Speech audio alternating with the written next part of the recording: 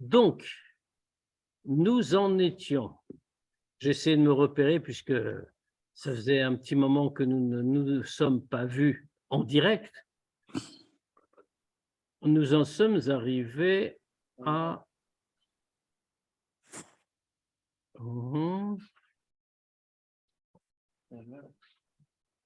Oui, bien sûr. Oui, on cherche la ligne. Ouais, je peux te dire si tu veux. Regardez sur YouTube, je vais trouver tout de suite. On n'avait pas fini avec qu'est-ce que ça veut dire quand on est décroché. Il a voulu ramener une idée, mais sans rentrer dedans. On avait fini avec ça. On est fini avec ça, vraiment? Moi, je pensais qu'on était allé beaucoup plus loin. Ah, peut-être que je me trompe. Vous vous souvenez? D'après l'endroit où m'a laissé le Tania enregistré dans mon ordinateur. On avait avancé par Ivan. Oui.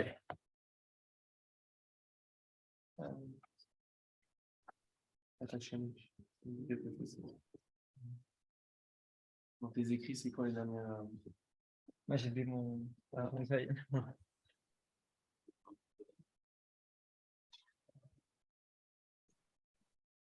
D'habitude, c'est notre ami Zébulon qui nous le dit. Si j'ai vu qu'il était là.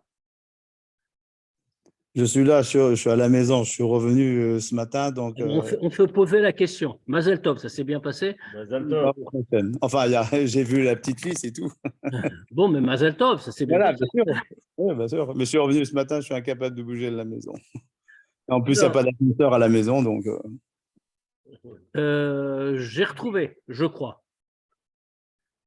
Oui, je l'ai là, c'est à la fin du chapitre 5. Non, je viens de regarder sur YouTube, c'est à la fin du chapitre 5. On n'avait pas commencé le chapitre 6? Non, c'était le début du chapitre 6. On a fait le chapitre 6, on a commencé. Bien sûr qu'on a commencé. Voilà, donc on est au début du chapitre 6. Nous avons même tourné la page et je peux même vous dire où nous en sommes. J'ai retrouvé. Nous en sommes à… Vous voyez, au milieu de la page, il y a un point, après le Gdushat Hashem, Velachen Amurazal. 2 lignes plus loin, il y a le mot aval. On s'était arrêté au mot aval. C'est ça. Bon, on va aller de travers. C'est où? Voilà, vous l'avez retrouvé? Ouais. Voilà, l'écran vient à la rescousse. Tu n'es pas sur la page, là. Oui. Si, je suis. Bah, regardez, le mot Velachen Amrou Azal, le point qui est à peu près au milieu de la page. Oui, oui. 2, 3 lignes en dessous, il y a au milieu de la ligne le mot aval. Exact. Aval kolma sheino batel. Exact. Juste avant, il y a Vechol bi asara shrinta sharia. Oui. Oui. C'est bon. Allez. Donc, je crois qu'il est nécessaire que nous rappelions ce que nous avions dit avant. Bon, nous parlions de Torah mitzvot et qu'il faut faire de bons juifs d'abord, puisque c'est ça tout le but de notre étude. Alors, de quoi s'agit-il? On a expliqué… Bonsoir. D'accord, pas de problème.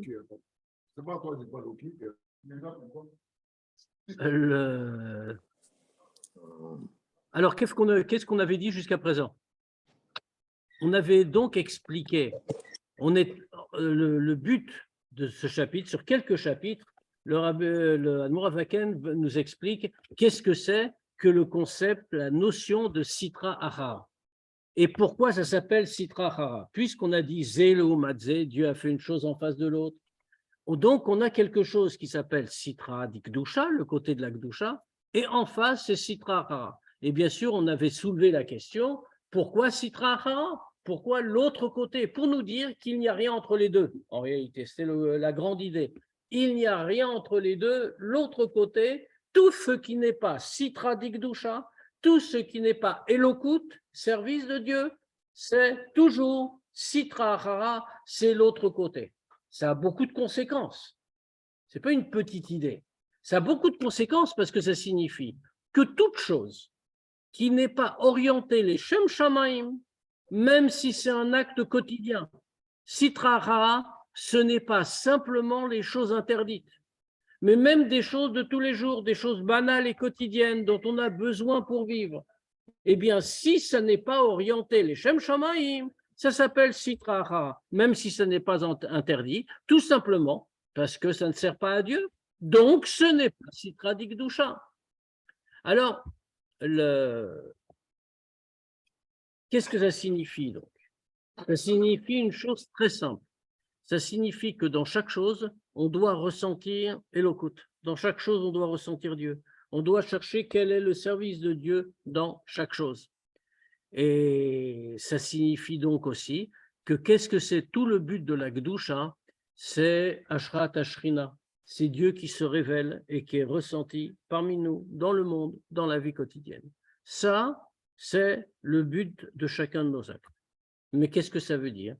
Tout ça n'est possible que si on sert Dieu, comme on l'a dit avant, que si on sert Dieu comme il faut. C'est-à-dire qu'on est complètement battel, complètement annulé devant lui.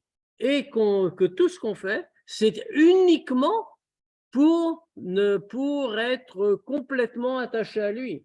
Si on n'a pas ce bitoul fondamental, c'est-à-dire le Messirot Nefesh pour Dieu dans chaque acte de la vie, alors dans ce cas-là, qu'est-ce qui se passe? On va être séparé de lui, Chas v'Shalom. Puisqu'on n'est pas battel, puisqu'on ressent, pour employer le vocabulaire de Chassidut, on ressent que nous sommes une mitziyut. Dans ce cas-là, on est par définition séparé d'Akadosh Baruch Hu. On est quelque chose à part. Si on est quelque chose à part, alors on ne peut pas recevoir la chayut, on ne reçoit plus la vitalité de la Gdusha, faire du côté de Dieu.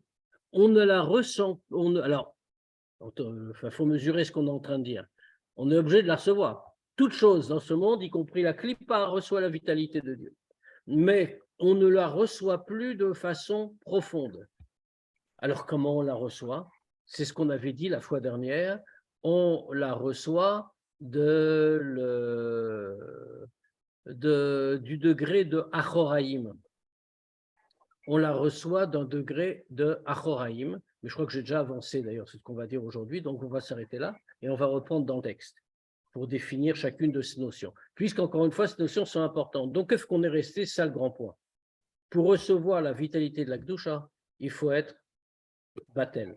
Batel, qu'est-ce que ça veut dire? Se donner complètement avec Messirot Nefesh. Messirot Nefesh est renoncer à sa propre Metziut, pas forcément matériellement, bien sûr, mais spirituellement pour accomplir la volonté de Dieu. Et on avait terminé en disant, c'est pour ça que les Chachamim nous ont dit que celui qui est assis et qui étudie la Torah, alors Shrina Shruya, la Shrina est sur lui. Pourquoi? Parce que comme il étudie la Torah, il est complètement battel, donc la Shrina vient. Ce n'est pas une question d'acte particulier. Et de la même manière, Kol Be'asara, Shrinta, Sharia, que Léolam, que toujours, quoi qu'il fasse, à partir du moment où il y a 10 juifs réunis, la Shrina est sur eux.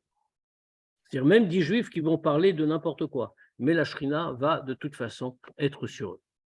Alors, une fois qu'on a dit tout ça, reste à voir l'inverse. Le aval, on en était là. Aval kolma sheino batel etzlo yidbarer. Maintenant, celui qui n'a pas ce bitou, qui n'est pas batel devant Dieu, ça veut dire quoi qu'il n'est pas batel? Hu elahu davar nifrad bifne atzmo. Il n'a rien fait de mal. Il ne fait rien d'interdit. Juste, il se ressent comme une chose séparée. Il n'a pas tout fait, les Shem Shamaim, il a fait des choses pour lui-même. Rien d'interdit, encore une fois. S'il a fait une chose interdite, c'est contre la volonté de Dieu. Ça, c'est déjà une autre forme de klipa, une autre forme d'impureté. Non, simplement, il est à part. Dans ce cas-là, c'est lui qui s'est séparé de Dieu. Donc, il ne va pas recevoir la vitalité. Ah, comment pourrait-il ne pas recevoir la vitalité? Mais s'il ne reçoit pas la vitalité de Dieu, il ne peut pas vivre. C'est Dieu qui donne la vitalité à chaque chose. Alors, il va la recevoir en vérité. mais il ne peut pas la recevoir, Chayut Mikdushato chez la Kadosh Baruch Hu, il ne peut pas recevoir la vitalité de la sainteté de la Kadosh Baruch Hu, Mitprinat Pnimit Akdusha ou Mauta Vatsmuta Birvoda ou Beatzma. Il ne peut pas le recevoir du degré profond de la Kdusha et de son essence elle-même. Parce que c'est lui qui s'est séparé, encore une fois. Ça veut dire, c'est le fameux exemple qui est toujours donné pour nous permettre de comprendre ce que ça veut dire, c'est la grande différence qu'il y a quand un homme donne à un autre homme quelque chose, il lui donne il lui donne de face, ou il lui donne de dos. Dans les deux cas, il va donner. Il veut donner du pain à un pauvre, peut lui donner sa part de pain en le regardant et en le lui donnant, ou bien alors il peut lui donner cette part de pain en ne le regardant pas et en lui tournant le dos. Dans la réalité, et dans les deux cas, le pauvre va recevoir son pain et le pauvre va vivre. Mais quelle est la grande différence? C'est que quand il le lui donne de face, alors l'homme, le pauvre, va voir tout le rapport qu'il a avec lui. Il va voir tout son amour, c'est-à-dire ce que tout son visage exprime. Quand il le lui donne de dos, concrètement, il n'y aura pas de différence. Mais en réalité, c'est tout à fait différent parce qu'il y a quelque chose qui ne va, il n'y a plus rien qui passe en réalité. Donc ici, ça va fonctionner un petit peu de la même façon.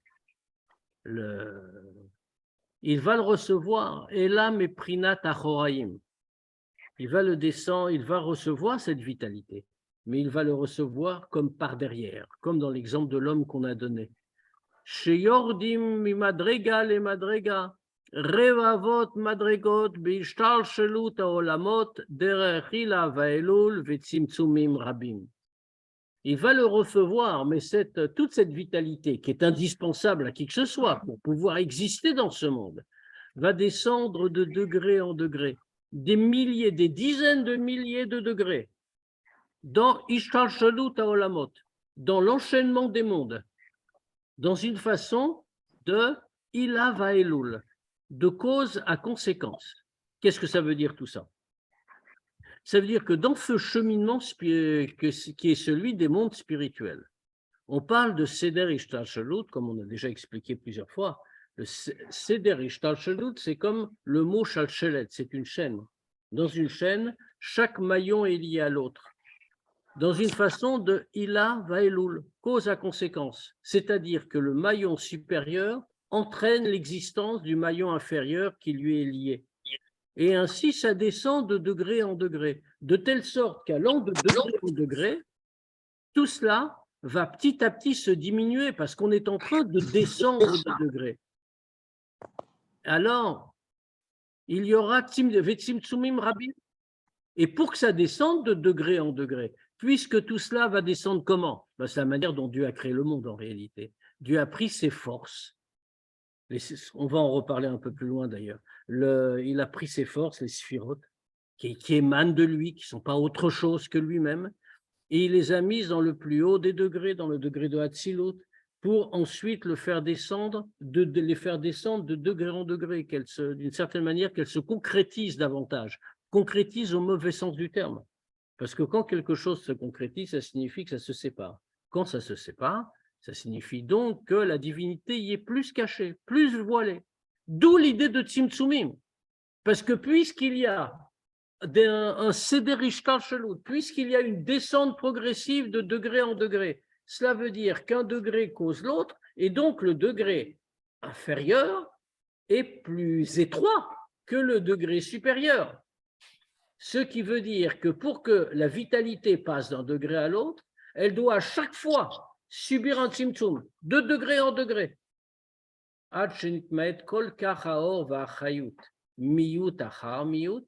Jusqu'à ce que se réduisent tellement la lumière et la vitalité, réduction après réduction, ça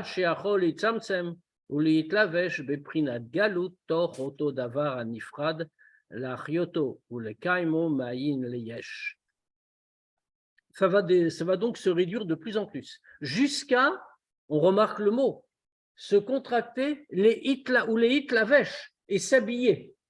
Le mot est important. S'habiller, en fait, c'est une expression typiquement de Chassidoute. Pourquoi s'habiller? Parce que quand une lumière descend dans un réceptacle et qu'elle s'habille à l'intérieur, ça veut dire qu'elle a été capable de descendre et de se mettre à la dimension du réceptacle. Autrement dit, elle a dû beaucoup se contracter. La lumière en question, c'est la vitalité qui venait du plus haut degré. Elle a dû se contracter jusqu'à arriver à un si bas degré d'animer quelque chose qui est séparé de la divinité. Donc, il y a eu une très, très grande contraction. Au point de donc s'habiller, et s'habiller au sens strict du terme. L'idée de lévouche, de vêtements, est ici très forte, parce que ça veut dire que de la même manière qu'un vêtement est à la qualité d'être exactement à la mesure de celui qui le porte, le degré où va s'habiller cette lumière, ça signifie que lui aussi sera à la mesure de la lumière qu'il va recevoir. Autrement dit, comme le Kéli ne peut pas s'adapter, en l'occurrence, un vêtement, effectivement, ça se taille sur mesure, mais là, c'est la lumière qui va se contracter pour s'adapter au Kéli. Jusqu'à Beprina Galout, jusqu'à un degré d'exil. Qu'est-ce que c'est que la galoute ici? La galoute, ce n'est pas la galoute que nous vivons, nous. La galoute, c'est le voilement d'Akadosh Baruch Hu. Jusqu'à un degré complètement voilé, jusqu'à notre monde, qui est un monde où la divinité est complètement voilée. Tor oto davar anifrad, à l'intérieur de cette chose séparée. Et d'autant plus en galoute qu'elle est séparée de Dieu, qu'elle se ressent séparée, ce qui est la vraie définition de la galoute. Et pourquoi tout cela? La ryoto ou les kaimo mais aïn le yesh, pour le faire vivre et le faire exister à partir du néant. Puisque toute la création a été faite mais aïn le yesh, l'existant à partir du néant. Or, comme on expliquera plus loin dans Shara Yehud Ve'emuna, lorsque la création a cette caractéristique, contrairement à ce que des penseurs juifs, et très bien, je veux dire, des gens très importants, ont voulu analyser la création, et pour le faire comprendre, on comparait l'œuvre, Maaseh Breshit, l'œuvre de Dieu, à l'œuvre du potier. Et ce qu'apporte l'Admorazaken. Qu'est-ce que fait un potier? Le potier, il prend une masse d'argile, il en fait un vase, et puis ensuite, on expliqué ses penseurs, ensuite, une fois que le vase est terminé, le potier peut s'en aller, le vase n'a plus besoin de lui pour exister. Et donc, ils ont dit, c'est pareil. Dieu a créé le monde, il a façonné le monde, et une fois que le monde a été façonné, Dieu, si on peut dire, peut s'en aller, il peut laisser le monde avancer tout seul, le monde n'a plus besoin de lui. Or, comme on sait, c'est le contraire de ce qu'enseigne le Baal Shem Tov. Le Baal Shem Tov reprend le pasuk Leolam Hashem Dvarcha Nitzav Bashamaim, toujours Dieu, ta parole se dresse dans les cieux, et explique que c'est un pasuk à prendre au sens strict, que si Dieu cessait un seul instant de prononcer les Aseret Adibrot, les Aseret Advarim en réalité, les 10 paroles par lesquelles le monde a été créé, immédiatement le monde retournerait au néant. Alors pourquoi? Pourquoi est-ce qu'on est obligé de dire comme ça? Pourquoi est-ce qu'on ne dirait pas que Dieu a effectivement créé le monde et puis c'est tout? Alors, le Mourazaken explique, ça c'est toute la différence entre une création yesh me yesh, de l'existant à partir de quelque chose qui existe déjà, et une création yesh ma'in, l'existant à partir des néants. Le potier n'a rien créé. Il a pris une matière existante, l'argile, il l'a façonnée et il en a fait un vase. Mais il n'a rien créé à partir du néant. Il n'a fait qu'à créer quelque chose en vase, mais à partir de l'argile qui existait déjà. Dieu crée à partir du néant. Or, quand quelque chose est créé à partir du néant, il ne se maintient pas, parce qu'il n'est pas dans sa situation normale. Sa situation normale, c'est le néant. Il est apparu brusquement. Il faut donc que la vitalité lui parvienne constamment pour qu'il puisse se maintenir à l'existence. Il y a un fameux exemple qu'on donne toujours sur le sujet, c'est l'expérience que nous-mêmes nous pouvons avoir de la création à partir du néant. Quelle expérience est-ce qu'on peut avoir? Puisque de toute façon, nous avons tout, Dieu a mis en nous toutes les capacités. Il y a quelque chose qui ressemble à ça. Alors, pas tout à fait pareil, bien sûr. Nous voulons faire qu'une pierre se promène dans les airs. La pierre ne possède pas le pouvoir d'avancer dans les airs toute seule. Mais nous sommes capables de créer en elle ce pouvoir. Comment est-ce qu'on fait? On ramasse une pierre, on la lance. Qu'est-ce qu'on a fait en la lançant? On a mis dans la pierre la capacité de se mouvoir. Autrement dit, d'une certaine manière, alors bien sûr, il y a beaucoup de différences, mais globalement, ça revient à ça. C'est créer dans la pierre la capacité de mouvement. La créer à partir du néant, elle ne l'avait pas. Or, que voyons-nous? Nous voyons qu'au bout d'un certain moment, la pierre en question va obligatoirement retomber vers le sol. Pourquoi ne dirait-on pas que la pierre, puisqu'on lui a donné la capacité de se mouvoir, la pierre va continuer comme ça à l'infini, tant que quelqu'un ne la prendra pas et pour l'arrêter? Pourquoi est-ce qu'elle ne continuerait pas? C'est nous qui l'avons lancé. Puisque nous, on est limité, la pierre aussi. En fait, c'est même pas ça. Mais on aurait pu dire que la force qu'on a mis dedans, c'est une force en soi. Alors, en effet, c'est qu'on a fait plus que ça, c'est même pas nous. C'est que puisque nous avons créé quelque chose à partir du néant, la force en soi, eh bien, cette force-là ne peut pas être éternelle. Elle va obligatoirement s'arrêter. La seule façon de faire pour que la pierre continue d'avancer, c'est de la rattraper en plein vol et de la relancer à nouveau. D'une certaine façon, c'est exactement, pas tout à fait, mais bon, c'est ce que fait Dieu. Il recrée le monde constamment, d'où l'explication du Baal Shem Tov. Leolam Hashem v'achab idnitzav b'shamayim. Leolam, toujours, au sens de constamment. Ta parole se dresse dans les cieux. S'il n'avait pas ta parole, alors immédiatement, tout cela aurait disparaîtrait. Donc c'est cela.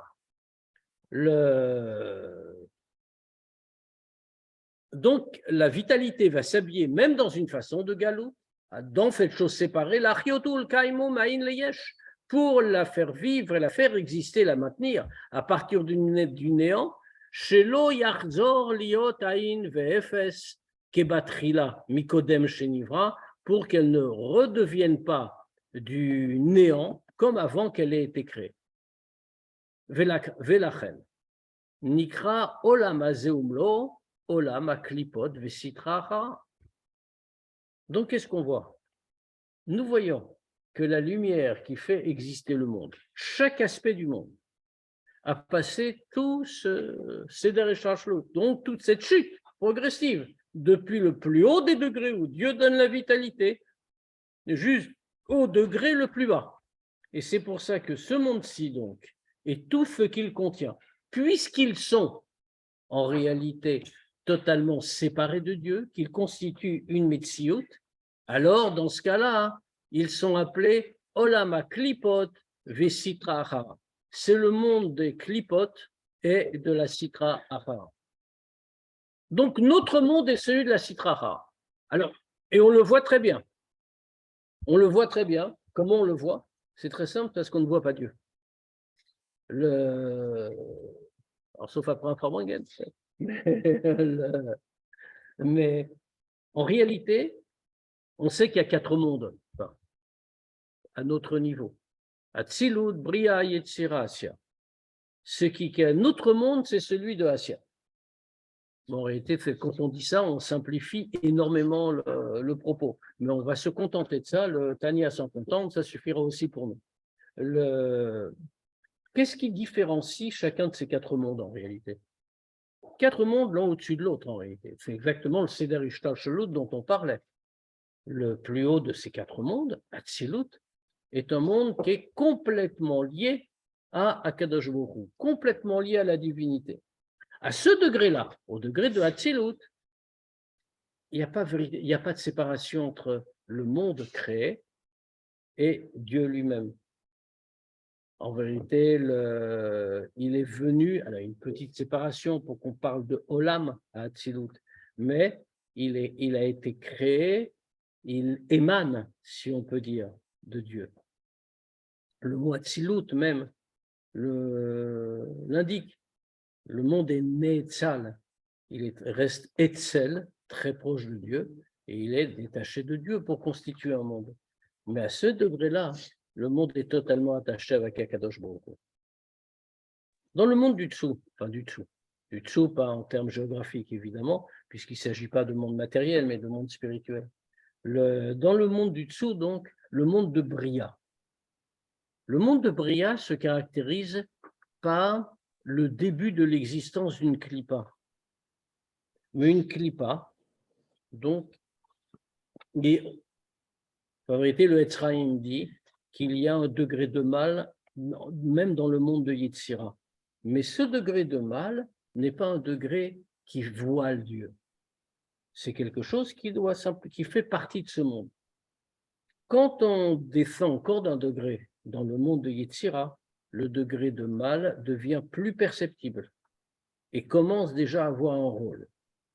Mais le vrai degré de mal apparaît dans notre degré à nous, c'est-à-dire le monde de Assia. Et en réalité, même dans ce monde, qui a des subdivisions, hein, mais enfin, encore une fois, on simplifie, dans le monde de Assia, où le mal, au contraire, est très puissant. Et c'est pour ça que la preuve, d'abord, c'est qu'on peut vivre dans ce monde et ne pas voir Dieu. On vit dans un monde qui est totalement paradoxal, hein, comme on le souligne tout le temps. C'est-à-dire, on vit dans un monde créé par Dieu où les créatures peuvent dire Dieu n'existe pas, Shalom. Je veux dire, c'est ce qui est un très grand paradoxe. Un petit peu comme si le fils allait voir son père et lui dire Papa, je t'aime beaucoup, mais tu n'existes pas. On est dans cette situation. Et pourquoi?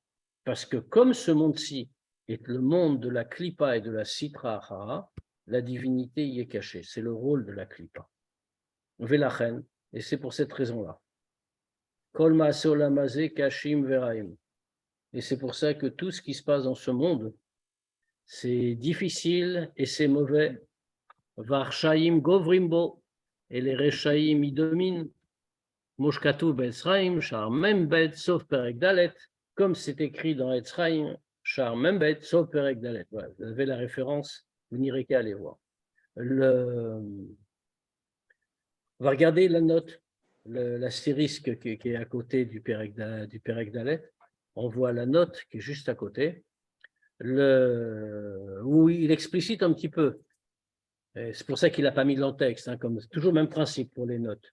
Le Admour Hazaken écrit une note quand il y a quelque chose qui apporte un peu plus de compréhension ou répond à une question éventuelle, mais ne fait pas partie du développement que l'Admour Hazaken veut suivre, parce que ce n'est pas ça le point central. Donc, pour ne pas alourdir le texte et troubler le lecteur, enfin, l'étudiant, donc il ne met pas dans le texte, mais il en fait une note. Donc, Aga, la note. Imeyot betocho et sesfirot de Asya dikdusha.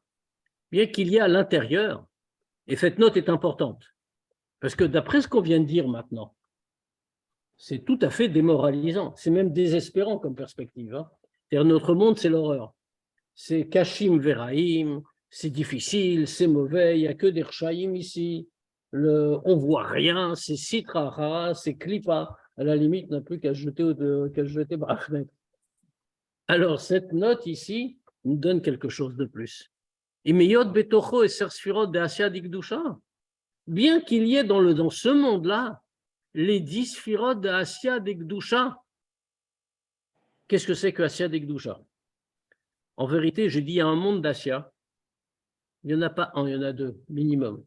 En vérité, tous ces mondes sont plus des catégories que des mondes en soi. Mais on distingue, dans Kabbalah, en vérité, dans le Etzraim, on distingue Asya Gashmit et Asya Ruchnit. Le monde de Asya matériel, qui est le nôtre, le plus bas des degrés, et le monde qui lui est supérieur, qui n'est pas Yetzira, mais un degré intermédiaire, qui est Asya Ruchnit, le monde de Asya spirituel. Or, le monde de Asya spirituel est déjà un autre degré. Le monde de Asya spirituel, c'est un Asya d'Ikdusha. Il n'y a pas cette idée de Reshaim, Govrimbo, etc. Le côté le plus grossier de la Klippa n'existe pas. Or, qu'est-ce que ça veut dire? Qu'est-ce qu'on a dit? On a dit que la vitalité que Dieu donne descend du plus haut des degrés jusqu'au plus bas, jusqu'au nôtre. Mais ça veut dire que la lumière est la même, elle est passée par tous les mondes. Cette lumière qui fait vivre notre monde est passée par Atzilut, puis Bria, puis Yetzira, puis Asya Digdusha, puis Asya Gashmit, notre monde. Comme c'est écrit dans Etzraïm, Sha'ar Mem Gimel, ou Betor Iser Sfirot de Asya Elu, Hen Iser Sfirot de Yetzira. Or, le monde, par quoi est-il créé? Il est créé par les sphirotes, au travers des sphirotes. C'est Dieu qui crée le monde, bien sûr. Mais il est créé au travers des sphirotes. Qu'est-ce que c'est que les sphirotes? Comment est-ce qu'on peut définir la notion de sphirotes? Les sphirotes, ce sont des... C'est un mot, moi je veux dire les sphirotes, c'est pas... Les sphirotes, c'est des kochotes. C'est des capacités, des forces que Dieu a tirées de lui-même pour créer l'univers dans tous les degrés. Ça veut dire qu'il a pris de lui des forces par lesquelles il a créé, on va commencer par le plus haut du Seder Ishtalshelut, c'est-à-dire Atzilut. Puis de là, comme on l'a dit avant, ces sphirotes sont descendus le long du Seder Ishtalshelut et ont créé le monde de Bria, puis de Yetzira, puis de Asya Ruchnit, puis d'Asya Gashmit. Autrement dit, quand nous, on est tout en bas et qu'on voit Asya Gashmit tellement bas, alors on est quand même obligé de se dire qu'à l'intérieur se trouvent toutes les autres catégories. Ce sont les mêmes sphirotes. Elles n'ont fait que descendre. Mais on ne nous dit pas que Dieu a mis des sphirotes là, et puis après, il a recommencé une création différente, il l'a mise dans le degré inférieur, et encore une autre création dans le degré inférieur, etc. Ce sont les mêmes qui descendent de degré en degré. Ça veut dire, Betoch et Sphirot de Asya Elu, Hen et Sphirot de Yetzira, à l'intérieur des 10 sphirots de Asya Ruchnit, qui vont donner Asya Gashmit, il y a aussi celle de Yetzira, ou Betochan et Sphirot de Bria, et dans celle de Yetzira, il y a celle de Bria, ou Betochan et Sphirot de Atzilut, et dans les 10 sphirotes de Bria, il y a celle de Atzilut, ou Betochan, chez Betochan, Oren Sobaruchu. Or, dans les sphirotes de Atzilut, qu'est-ce qu'il y a? On a dit que Atzilut n'est pas séparé de Dieu. Ça signifie que dans les 10 sphirotes de Atzilut, il y a directement la force que Dieu a mise, c'est-à-dire la lumière du Or Ensof.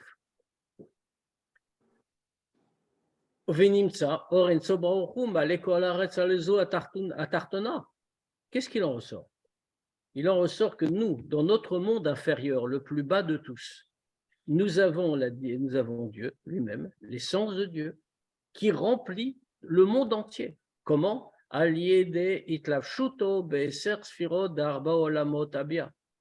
Par le fait que cette lumière s'est habillée dans les 10 sphirotes des 4 mondes successifs, Atzilut, Bria, Yetzira, Asya. Comme c'est marqué dans ces 2 livres-là.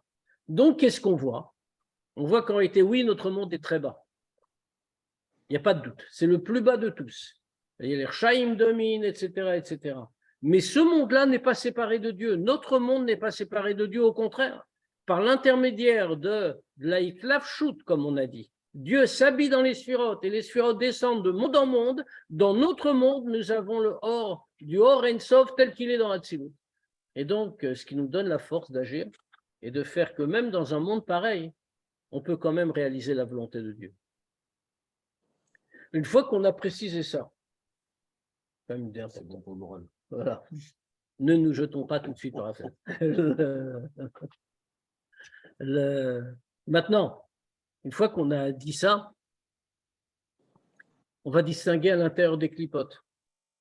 Parce que puisque ce chapitre-ci, comme les suivants, enfin, pas jusqu'au bout du Tania, bien sûr, mais il y a encore deux chapitres derrière, je crois, où le Admor Azaken va expliquer cette idée de clipote.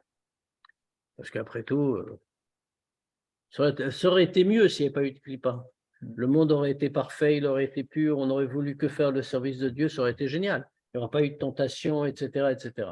Maintenant, n'oublions pas une chose que je n'ai pas dite, mais qui allait de soi. Tout ça est tout à fait nécessaire. Parce que s'il n'y avait pas eu les clipotes, il n'y aurait pas eu de libre arbitre. L'homme n'aurait pas été libre. On n'aurait eu que la Gdusha, on aurait été comme des anges. Autrement dit, bon, c'était une possibilité, mais nous n'aurions été qu'un monde d'anges inférieur d'une certaine manière, parce que les anges dans Bria ou dans Yetzira sont nettement mieux que ce qu'on aurait pu être dans Asya. Mais Mais on aurait perdu cette capacité. L'homme est plus grand que les anges, comme on explique toujours. L'homme est plus grand que les anges parce que justement, il est libre. Et que lui peut révéler la divinité à l'intérieur du monde. Et c'est parce qu'il est libre qu'il peut parvenir à le faire. Sinon, il ne pourrait pas. Donc, la clipa est nécessaire en réalité. Et il est nécessaire que nous l'écartions. Donc, il y a c'est pour ça qu'on explique ce que c'est que cette clipa. Et donc, ici, on va voir qu'il y a deux catégories de clipotes. Et là, chaque clipote a nirlakot lishte madregot. Mais les clipotes sont divisées en 2 degrés. Zou, les matamizu, l'une en dessous de l'autre. Bien entendu, toujours pas au sens géographique, au sens spirituel. Amadegra tartona d'abord. Le degré inférieur, le plus bas de la clipa, hi shalosh klipot atmeot veraot legamre. C'est le degré des clipotes tmeot, impures, et mauvaises, complètement. Vehein ba'em tov klal. Et elles ne contiennent aucun bien. Vinikrao bemerkavat Yecheskel, Roar Sahara ve'anan gadol ve'gomer. Et elles sont citées, ces clipotes, dans la vision de Yecheskel, du Navi, quand il est de la fameuse Merkava, le fameux char de Dieu, des choses où il voit des choses très bizarres. Alors bien entendu, tout ça est dans Kabbalah, c'est expliqué dans Kabbalah ce que représente cette Merkava. Et entre autres là-bas, il parle de Roar Sahara et d'un grand vent, Ve'anan Gadol, et d'un grand nuage. Et cela représente, il y a 3 expressions là-bas. Vegomer, c'est ça qu'il dit Vegomer, il y a encore une 3e expression. Et ces 3 expressions représentent les 3 clipotes tmeot. C'est-à-dire 3 clipotes qui représentent le mal parfait, le mal absolu, c'est-à-dire ce qui est l'opposé de la volonté de Dieu. Même Nishpaot Venim Shechot, alors d'où vient? Qu'est-ce que cette clipa, qu'est-ce que ces clipotes produisent? Quelle est leur fonction? Même Nishpaot Nim Shachot, d'elles viennent ce qui ne contient aucun bien. C'est-à-dire, Nefashot Kolumot Ovdi Gilulim. De là viennent toutes les Nefashot, l'aspect spirituel de tous les peuples idolâtres, Vikium Gufam, et leur existence physique, et également Nefashot Kol Ba'alei Chaim Atmeim Va'asurim Ba'achila, Vikium Gufam, et également tous les Nefashot, tout le principe spirituel qui fait vivre, tous les animaux impurs et interdits à la consommation, Vikium Gufam, et l'existence de leur corps. Vikium vechayut kol machalot asurot ma'atzomea. Et également toute l'existence et la vitalité de tous les aliments interdits qui viennent du végétal. Lesquels?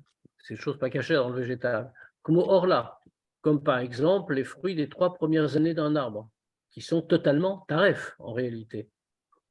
Bon, alors on en voit très peu parce qu'en général, un arbre dans les 3 premières années de sa vie ne produit rien. Mais les fruits qu'il pourrait produire sont des fruits interdits.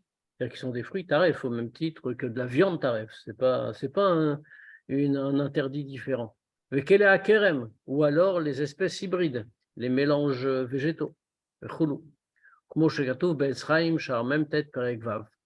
Vechen, Kiyum Vechayut, Kol Amaase Diburu Marshava. Shel kol shasa lotase vanfen, moshkatouf sham, sauf perek he. Et pareil, même référence de l'Etzraïm. Parce que ce n'est pas seulement les créatures vivantes qui ont besoin d'une vitalité pour exister. Rien n'existe dans notre monde, dans ce monde, rien n'existe sans la vitalité que Dieu lui donne. Autrement dit, mais tout, au sens strict du terme, bien sûr, tout objet, tout minéral, tout végétal, tout animal, tout humain n'existe que par la parole de Dieu qui le fait exister. Mais plus précisément, toute pensée, tout acte, toute parole ne peut exister que parce que Dieu l'a fait exister, en application du raisonnement qu'on avait fait tout à l'heure. La création étant à partir du néant, rien n'existe si Dieu ne lui donne pas la vitalité nécessaire pour qu'elle existe. Maintenant, dans nos pensées, nos paroles ou nos actes, nous avons des choses, Chav Shalom, pas nous, mais certains ont des choses qui sont le contraire de la volonté de Dieu, en pensée, en parole ou en action. Ces choses-là doivent exister avec une vitalité. Cette vitalité leur est donnée également par Dieu. Mais comment passe-t-elle puisque c'est l'opposé de la volonté de Dieu? Ça voudrait dire que Dieu crée en nous des choses qui sont opposées de sa volonté? Non, ce n'est pas le cas. Cette vitalité-là vient par la clipa. La clipa est créée par Dieu. Mais la vitalité des pensées, des paroles et des actes qu'un homme peut faire qui sont contre la volonté de Dieu vient par l'intermédiaire de la clipa. Et comme on l'a dit, enfin c'est vrai pour toutes les mitzvot lotaaseh, c'est-à-dire que pour toutes les 365 interdictions que contient la Torah et tous leurs dérivés, comme l'explique le Etz Chaim. Donc ça veut bien dire ce qu'on a dit. Nous sommes bien dans la définition de Sitra Achara. Il n'y a rien de neutre. Il n'y a pas de pensée neutre, il n'y a pas d'acte neutre, il n'y a pas de parole neutre, il n'y a même pas d'objet neutre. C'est soit pour Dieu, soit pour la Sitra Achara, le Shem Shamaim ou le contraire. Alors, comme on l'a dit, effectivement, on peut le regretter parce que ça rend la vie un peu compliquée, mais c'est tout le prix de la liberté de l'homme. Alors là, on a vu les choses qui peuvent être meutes. Mais il y a une autre catégorie de clipa, on ne va pas commencer aujourd'hui parce qu'il nous reste 5 minutes, donc ce sera un peu dommage, on commencera la semaine prochaine, mais il y a une autre catégorie, là on a vu que la première, et le Admor Hazaken va être plus long sur l'autre catégorie, ce qu'on appelle klipat noga. La klipat noga, c'est quelque chose qui n'est pas la gdusha, mais qui n'est pas tout à fait la klipa, dont on peut faire quelque chose. On va tout de suite nous mettre dans l'ambiance. C'est tout ce que contient, alors ce que la chassidoute appelle en général, le Tanya notamment, le nefesh habahamit. Mais dans les Sfarim des Rishonim, ça veut dire quoi? Par exemple, dans les Shlosha Prakim du Rambam, on a affaire de toutes les Chachamim de cette période-là, on n'emploie pas le terme Nefesh Habahamit. On emploie le terme, et ça revient au même. Hein. On parle de Nefesh Achionit. Alors pourquoi Achionit? Eh bien, Nefesh Achionit, parce que c'est l'âme vitale, c'est ce qui donne la vie concrètement, la vie matérielle. Maintenant, pourquoi Chassidut a changé l'expression et sans que ça change quoi que ce soit dans le concept? C'est que ça exprime une idée forte. C'est comme pour un animal, c'est la vie animale de chacun, la vie physique. Donc ce nefesh, on va le retrouver même chez une BMA. Et donc ça s'appelle nefesh habahamit. Mais ce qui veut dire aussi qu'il n'est pas totalement mal. Il n'appartient pas aux shosh klipot atmeot, parce que ce nefesh habahamit, ce nefesh achionit, malgré tout, on en a bien besoin, y compris pour faire les mitzvot. Je veux dire, pour accomplir une mitzvah, il faut que je puisse bouger, il faut que je puisse tendre mon bras pour mettre les tefilines, par exemple, il faut que je mange pour vivre, etc. Tout cela, ça va être le nefesh habahamit qui s'en charge. Autrement dit, le nefesh habahamit est lié au matériel, lié à cette espèce d'écartement d'avec Dieu, donc en voilement de Dieu, mais d'un autre côté, on en a besoin. Donc là, il va falloir qu'on intervienne, parce que autant la klipa, les choses qui peuvent être méotes, on ne peut rien en faire, on ne peut que les rejeter, jusqu'à ce que Mashiach vienne, qui les fera totalement disparaître. On ne peut même pas les transformer. Alors. Non, rien du tout.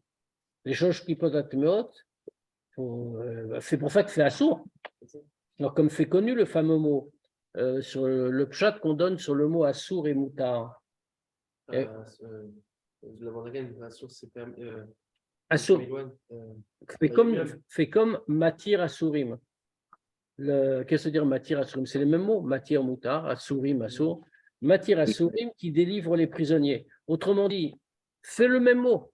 Les chachamim disent ça c'est moutar, c'est permis. En même temps, ils disent ça c'est libre, c'est libéré. Ça c'est assour, c'est interdit. En même temps, c'est prisonnier. On explique pourquoi. Parce que pourquoi quelque chose est-il interdit? Quelque chose est interdit parce que c'est prisonnier des clipotes. nous n'avons pas la capacité de l'en libérer. Quelque chose est permis moutar parce qu'il est délivré des clipotes. Et donc, nous pouvons l'utiliser. Ce qui est totalement assaut, c'est que c'est prisonnier des clipotes. On n'a pas le pouvoir d'en faire quoi que ce soit. Il faut juste le rejeter. Dans Mashiach, qui fera disparaître les choses clipotes atmeot. En revanche, la clipat noga, c'est là qu'on peut agir. Et on a déjà assez à faire. C'est le fameux exemple qu'on donne toujours. On en donnera de nombreux, hein, mais c'est le fameux exemple qu'on donne toujours. Quand on est assis devant son assiette pour manger, on peut se vautrer dans la nourriture comme un animal et dire qu'est-ce que c'est bon et avoir un pur plaisir matériel. Dans ce cas-là, on a pris la klipat noga et on l'a rendue étrangère au service de Dieu. On en a fait des choses klipat atmeot. Ou alors on peut dire, je prends des forces de cette nourriture pour pouvoir étudier, par exemple, ou faire autre chose bien. Dans ce cas-là, j'ai mangé les Shem Shamaim et j'en ai fait non pas quelque chose qui appartient à la klipa, mais j'en ai fait un élément du service de Dieu, donc j'ai fait passer la klipat noga dans la Kedusha. Donc c'est à ça qu'on va nous inviter, puisque ça fait partie du processus. On va s'arrêter là pour ce soir, et bien entendu, on a le temps de poser quelques questions, si vous le voulez. Les âmes des Chassidé Motolam, s'ils proviennent de la Klipat Noga, ils sont. En vérité, les âmes des Chassidé ou Motolam, qu'est-ce qu'on appelle Chassidé ou Motolam? Je ne sais pas quelle est la définition. C'est quoi un Chassid ou Motolam? Des gens qui font les Shamizot des Noirs. Ça, c'est Chassid ou Motolam. Alors ça, en vérité, ce n'est pas très clair. Il y a quelque chose aussi dedans. Bon, je ne parle même pas de ceux qui vont se convertir éventuellement. Là, c'est encore complètement un autre sujet. Mais pour les Chassidés ou Motaolam, ils ont quelque chose qui leur permet de choisir. De là, on voit que tout n'est pas fermé. Dieu, d'ailleurs, on est obligé de dire, c'est intéressant de voir qu'il y a des commentateurs qui s'arrêtent sur cette idée de Chassid ou Motaolam. On demande à un goy, on lui dit, tu dois faire les Sheva Mitzvot des Noirs. S'il est totalement mal, s'il est le mal absolu, qu'on lui demande, il en est incapable. On devrait lui dire, reste chez toi, ne nous embête pas, c'est tout ce qu'on me demande. Mais on ne lui dit pas ça. En réalité, comme le rabbi d'ailleurs l'avait souligné, que dans le passé, on ne l'a pas demandé aux goyim, non pas parce qu'il ne fallait pas leur demander, mais parce que les Juifs étaient opprimés et que si on avait osé aborder un goy en lui disant, tu sais, Sheva Mitzvot des Noirs dans le monde, on aurait été, on aurait fini sur le bûcher probablement.